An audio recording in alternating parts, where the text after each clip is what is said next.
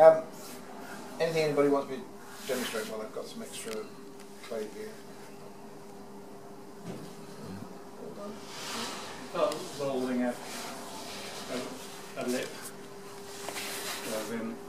Right, yes. I tend, because I think I mentioned we were talking about glazing things earlier on, about having that thickened rim helps the strength of the pot, which is just glazing inside.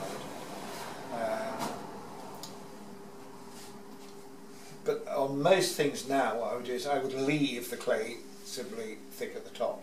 I have in the past made biggish bowls where I wanted, I mean it's a sort of copy of Mexican peasant pots where they have quite a big rounded rim on it, and if you left it solid it would be very heavy, so you roll it so you leave it hollow. Or if you're throwing something like a bottle where you've had to move the clay a long way up, it's just kind of impossible to leave an extra thickness on top, then you roll that over because you get the thickness where it wasn't there before.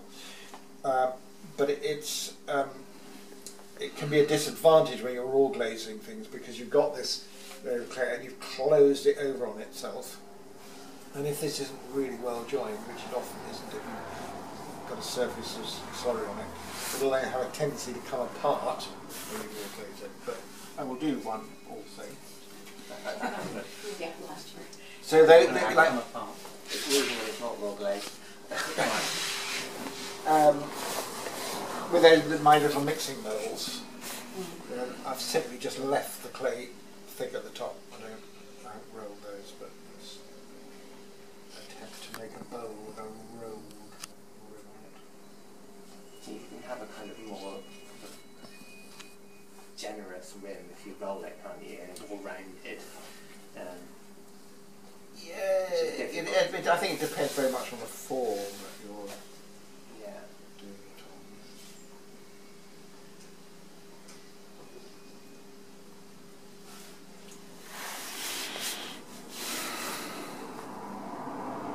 I tried it once and failed. Sorry? Tried it once and failed. Right. So, What, the roading? yes. What I tend to do is to take the slurry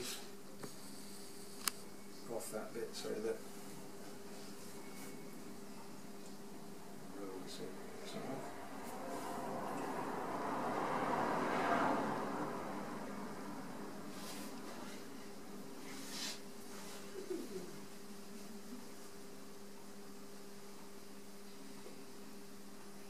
I don't know who had it. There was one of the lunchtime bowls that was a dark blue bowl with a quite a rounded rim, and that was rolled. There was two actually, because both There were were two, made. were there?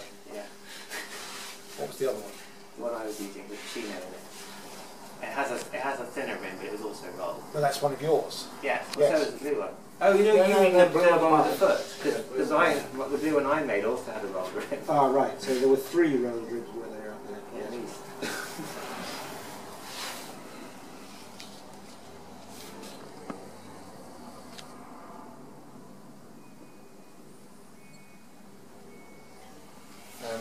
But yeah, I mean, I would tend not to do that because of the associated problems with drying. So the only thing you did to attach it was clean off most of the slurry, and then as it Yes. folded round, it automatically. Yes, well, yeah, and the pressure will stick it. That's good, very good. And that might even be a slightly hollow in there, which is not a problem. Yeah, if anyone wants to question the air bubbles thing, I always say, well, look at one of my rolled rim bowls because they've all got our pocket of air in the middle.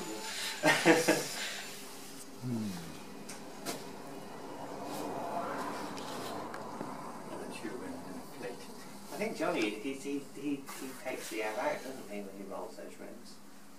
You may well do because Compresses it. when his son Ben was here making these face, the face thing is his, he was using my clay pot, just boys well, putting it in. And I can't remember, I said something like, well, you could do it fast now, so I'm carefully getting the air out. Why? Dad says there mustn't be any air bubbles in it. Right. It sounds like evening class talk. That's what one was told. Oh, it will explode. It's when it did explode because it wasn't dry. They knew the maker rather than the technician. The sculptor at Aberystwyth this year, Brendan somebody or other, and he was treading on thin ice during his first talk. The thing is, he went back on the ice in his second talk, and that time he didn't get out. He effectively suggested that air bubbles would blow up. Whereas the first time he sort of corrected himself, but I don't know why he went there again, but he did. And there wasn't a howl from the audience. Well, I don't know. I think there was a sort of a bit quieter. I think that kind of. I was certainly going. He's not going to say that, is he?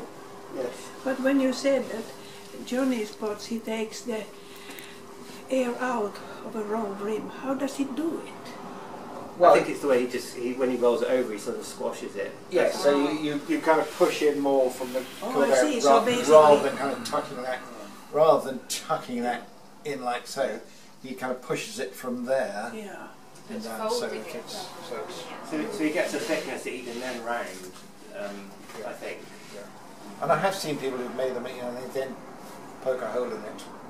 Well, you probably wouldn't have the problem of it opening up again if you've got folded down like that, rather than. Well, if you've got slurry between it and you push down, it'll still happen because it has. The slurry will dry at a different rate from the clay on the outside, and so that's the problem that you get on it. But kind of, if you roll it, you want it because you want to get that rolled quality, and so that seems to be the way to do it on that. And obviously, if you're making a big bowl and you want a big rim on it, you don't want it to be solid clay.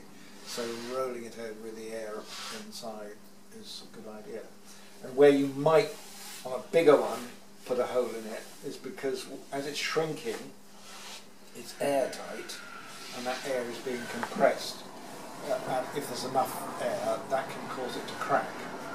So you might put a hole in it, and then when it's sort of leather hard, fill the hole back up again, or fill the hole with glaze. But it's having the air in there as it dries that can be the problem. If I'm making, say, chicken bricks, which is a large thing that's enclosed, I put a hole in that after I've lifted it off the wheel, so the air can escape as the thing shrinks. And often you kind of forget it for an hour and you do it and they go, and fresh air comes out. Thank you. Thank you.